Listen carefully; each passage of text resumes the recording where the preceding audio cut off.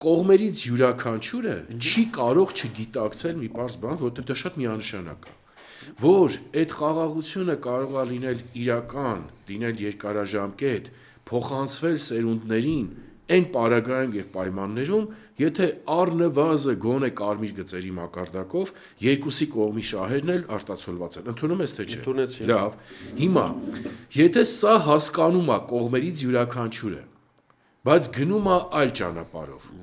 նպատակն ու թիրախը, բացի վերջնական կապիտուլյացիայից տարբեր ձևերով փաթեթավորած, որը կարա լինի։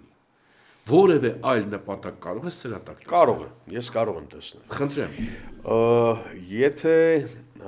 այս ամբողջը մենք անջատում ենք կամ կտրում ենք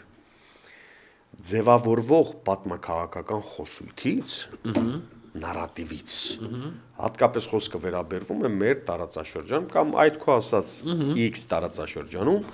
արտաքին ազդեցության գործոններին կամ ուժային կենտրոններին, եթե այս խոսույթի տրամաբանության մեջ չենք դիտարկում, ապա ասած է ճիշտ է դուրս գալիս։ Ավելի պարզ,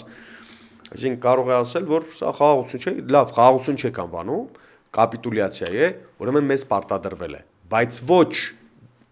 այն պետության կողմից, որը Սա այլ հարցի մյուս կողմն է, դրան էլ կանդրադառնանք։